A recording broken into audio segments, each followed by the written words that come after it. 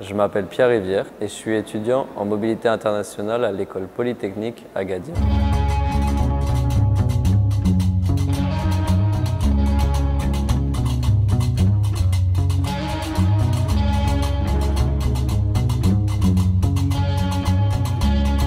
Si je dois décrire une journée typique à Agadir, ça serait celle-là.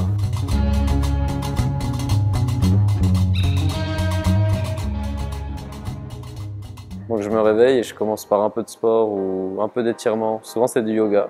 J'en fais assez activement depuis 7 mois, on va dire. Tous les matins, j'essaie de faire des étirements. Il y a de la progression et ça fait que ensuite je respire bien, je me sens bien dans mon corps. Donc après avoir fait un peu de yoga, souvent j'ai préparé mon petit déjeuner, des œufs, des flocons d'avoine. Et avec ça, je prends un petit thé. C'est des heures où il n'y a pas trop de bruit, où c'est assez calme. Et on a vraiment l'impression d'être seul à travailler. C'est-à-dire comme si on gagnait du temps par rapport aux autres. Du coup, vers 9 h, souvent c'est le début des cours. Donc moi, il y a pas mal de profs que j'affectionne beaucoup. Souvent, c'est lié à leur matière aussi, forcément.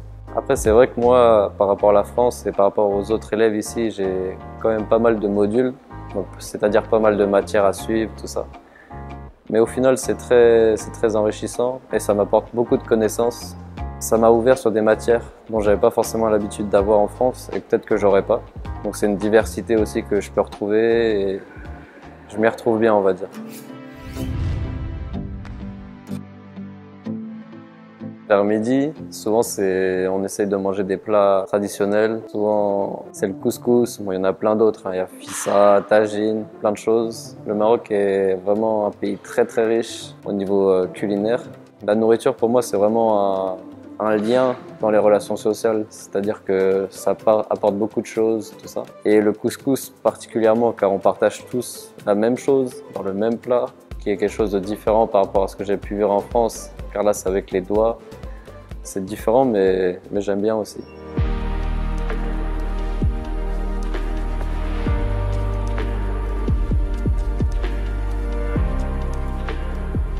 Souvent après manger, j'aime bien prendre un petit temps pour moi, me reposer. Souvent, c'est pas mal pour la digestion. C'est un moment où on est un peu plus fatigué, où on a besoin un peu de se relâcher. Donc c'est vrai que l'école polytechnique, elle offre des lieux super avec des palmiers. Bon, ici, il fait très beau. Donc c'est souvent des beaux endroits où on peut lire, on peut se reposer simplement sur des bancs. Moi, j'affectionne la lecture. Donc là, en l'occurrence, c'est Lettres à un jeune Marocain. C'est un livre qui m'a vraiment beaucoup plu et qui était vraiment très riche. Donc ensuite, à 14 h, j'ai réunion, ou souvent juste pour pratiquer au club automobile. Donc on a la chance à Polytechnique d'avoir pas mal de Fab Lab.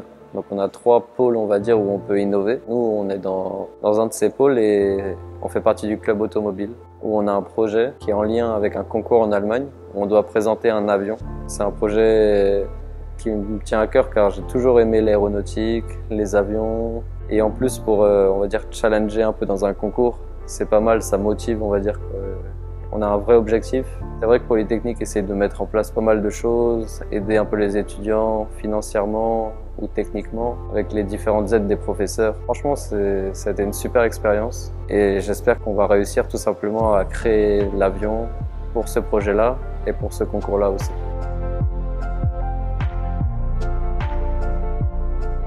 Pour un étudiant, c'est très agréable de savoir qu'on est écouté et qu'on peut avoir de l'aide. Surtout que quand je suis arrivé là, j'étais quand même un peu seul. C'est vrai que Monsieur Elias, le directeur, c'est la première personne que j'ai rencontrée, on va dire. Il m'a tout de suite fait comprendre que s'il y avait le moindre souci et tout ça, je pouvais aller le voir. Le contexte de l'épidémie, est-ce que ça n'a pas été très difficile à vivre au Maroc? Franchement, j'étais bien entouré. J'avais un coloc qui était du coup marocain. Du coup, j'étais très informé de tout ce qui se passait. Et sinon, pour la vie avec le corona, on va dire qu'on était un peu habitué en France et que ça changeait pas grand-chose ici. Et du coup, je voulais vous demander si c'était possible de prolonger l'échange, c'est-à-dire peut-être rester un semestre de plus. Les échanges Erasmus, généralement, sont définis par une convention que nous avons signée avec l'École nationale d'ingénieurs de Brest. Un changement qui pourrait être apporté à cette formule d'échange doit absolument passer par un avenant sur cette convention. Ça, bien évidemment, si vous souhaitez conserver un peu les avantages des échanges Erasmus. Mais ce qui pourrait être fait, c'est de clôturer l'échange Erasmus à ce premier semestre et éventuellement venir dans le cadre de la convention bilatérale que nous avons avec l'INIB, c'est-à-dire échange hors Erasmus. Et dans ce cas-là, va rester juste la question du financement, parce que je suppose que durant ce premier semestre, vous avez bénéficié d'un support financier du programme Erasmus, ce qui ne sera pas forcément le cas si vous arrivez dans un cadre d'échange hors Erasmus. Et donc, oui, c'est quelque chose qui nous intéresse aussi et à creuser avec l'INIB.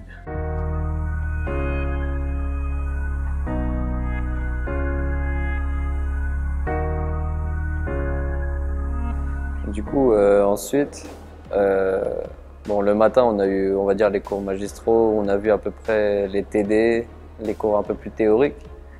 Et souvent, l'après-midi, c'est là où on a les TP. C'est dans le hall technologique où on manie un peu plus, on a directement le côté pratique. Et c'est là où on peut voir comment ça se passe réellement, on va dire, sur le côté brut. Et ça aide souvent aussi à la compréhension du cours en général.